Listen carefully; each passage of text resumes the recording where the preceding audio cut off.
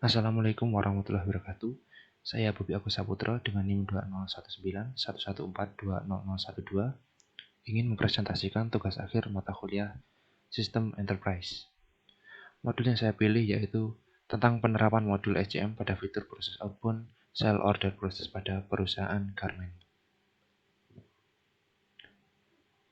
Yang menjadi topik pembahasan pada pembahasan kali ini, yang pertama adalah pihak yang terlibat, kedua skema yang dapat dibentuk, ketiga proses inbound dan outbound, keempat proses atau fitur SCM yang diterapkan, 5 modul sell order proses, selanjutnya notasi BPMN, dan yang terakhir adalah Porter Value Chain.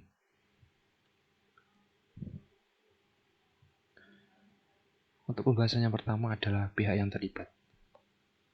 Jadi pihak yang terlibat dalam proses ini yaitu yang pertama ada supplier sebagai penghasil kain atau bahan mentah. Selanjutnya ada pihak manufaktur atau pabrik yang melakukan produksi kain menjadi bahan jadi seperti pakaian. Selanjutnya pihak warehouse atau gudang yang menyimpan barang jadi hasil dari manufaktur. Dan kemudian pihak marketing yaitu sales.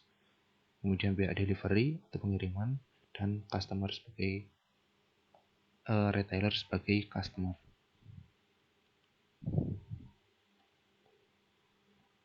Selanjutnya adalah arsitektur atau skema yang dapat dibentuk. Yang pertama yaitu pada proses inbound. Di sini terdapat supplier sebagai pemasok bahan mentah seperti kain. Kemudian manufaktur menjalin kerjasama dengan supplier untuk memasok bahan baku dari produksi kain menjadi bahan jadi seperti pakaian.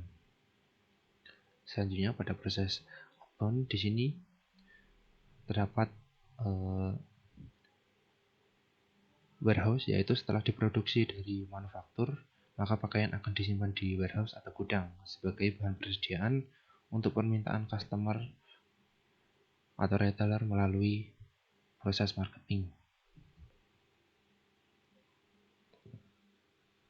Selanjutnya adalah proses inbound dan proses outbound. Di sini proses inbound merupakan proses yang terkait dengan penerimaan bahan mentah, komponen, ataupun produk jadi dari supplier atau pemasok. Pihak yang terlibat pada proses ini adalah supplier dan manufaktur. Selanjutnya adalah proses outbound. Proses ini merupakan proses yang terkait dengan pengiriman produk jadi ke customer atau retailer. Pihak yang terlibat pada proses ini adalah pihak gudang, marketing atau sales, dan retailer sebagai customer. Selanjutnya penjualan produk jadi ke customer ini bisa melalui 3 proses. Yang pertama e-commerce, kedua point of sale, dan melalui sales atau sell order proses. Nah, proses atau fitur SCM yang saya terapkan ini nantinya ada di proses outbound sell order proses, yaitu pada sales ini. Untuk prosesnya ini ada beberapa tahap. Yang pertama, customer order. Tahap ini di mana pelanggan memesan produk dari perusahaan. Selanjutnya tahap transmission, yaitu tahap di mana pesanan pelanggan diterima dan diteruskan ke bagian yang sesuai dalam perusahaan. Selanjutnya ada pada tahap processing, yaitu di sini pesanan diolah dan dipersiapkan untuk pengiriman. Kemudian jika sudah diolah dan dipersiapkan untuk pengiriman, masuk ke tahap selection, yaitu produk dipilih dan disiapkan untuk pengiriman. Selanjutnya tahap ini yaitu mengirimkan produk ke pelanggan, yaitu pada tahap transportation. Dan selanjutnya tahap yang terakhir adalah tahap customer deliver, yaitu tahap di mana produk ini diterima oleh pelanggan.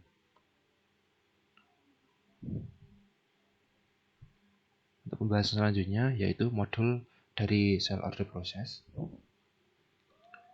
Yang pertama, setelah menerima pesanan dari customer, sales membuat quotation terlebih dahulu seperti input data customer yang melakukan pemesanan dan memilih produk yang dipesan oleh customer. Selanjutnya, sales melakukan konfirmasi dan membuat customer invoice, yang dimana invoice ini nantinya akan dikirimkan ke gudang untuk dilakukan pemilihan barang, pengecekan kuantitas, packaging, dan pengiriman. Kemudian pihak gudang mengirimkan barang ke pihak delivery, dan pihak delivery bisa mencetak invoice dan melakukan pengiriman ke customer. Setelah pesanan diterima oleh customer dapat melakukan validasi maupun melakukan retur barang jika terjadi kerusakan.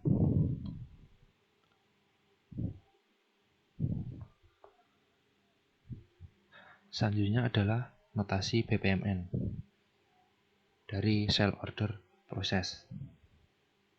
Yang pertama, di sini customer melakukan order pesanan kepada sales. Di sini customer meminta pesanan, melakukan order pesanan, dan sales menerima pesanan dari customer. Sales membuat quotation pesanan, dan ada beberapa tahap selanjutnya yang harus dilalui, yaitu sales harus mengisi form customer dan mengisi form pesanan yang dipesan oleh customer. Selanjutnya, sales dapat melakukan konfirmasi pesanan dan otomatis invoice akan dibuat. Selanjutnya, sales mengirimkan invoice ke gudang. Gudang akan menerima invoice. Setelah diterima akan dicek invoice-nya, seperti cek kuantitas. Pihak gudang melakukan cek kuantitas pada sistem, apakah sistemnya ada atau tidak. Jika sistemnya habis, maka masuk ke proses inbound, ke subproses inbound. Tapi jika kuantitasnya itu masih tersedia, maka masuk ke proses selanjutnya, yaitu proses untuk memilih barang dan melakukan packaging.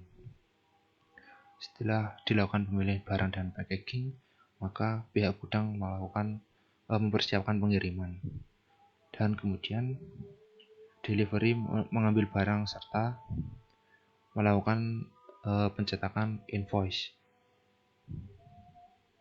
Selanjutnya delivery melakukan pengiriman pesanan ke customer,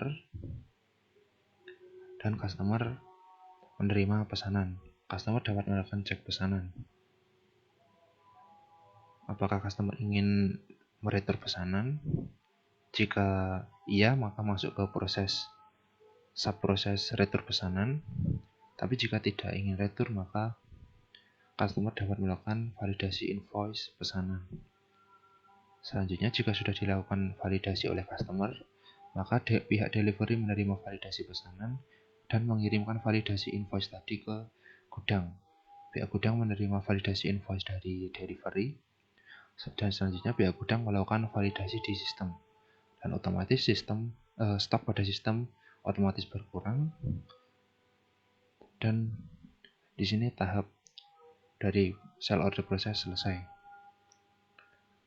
Selanjutnya pada subproses retur pesanan, di sini yang pertama, customer meminta retur pesanan dan mengembalikan pesanan ke pihak delivery.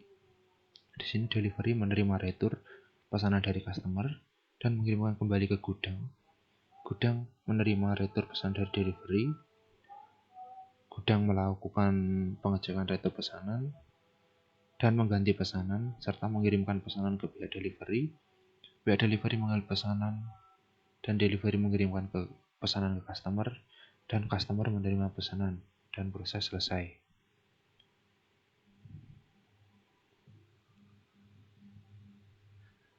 Selanjutnya adalah Porter Value Chain. Pada Porter Value Chain terdapat dua activity, yaitu yang pertama adalah primary activity dan kedua adalah secondary activity. Untuk yang primary activity di sini terdiri dari inbound logistik, operation, outbound logistik, marketing, sales, dan service. Pada inbound logistik terdapat aktivitas seperti pembelian dan penerimaan bahan baku serta komponen dari supplier, pengelolaan persediaan bahan baku dan komponen, pemeriksaan kualitas bahan baku dan komponen, pengelolaan dokumen-dokumen pembelian seperti invoice atau packaging list, dan lain. Selanjutnya, pengelolaan transportasi dari supplier ke ke gudang perusahaan. Selanjutnya ada operation, aktivitasnya seperti perencanaan produksi seperti penentuan jumlah produksi yang akan diproduksi, produk yang akan diproduksi. Selanjutnya desain produk.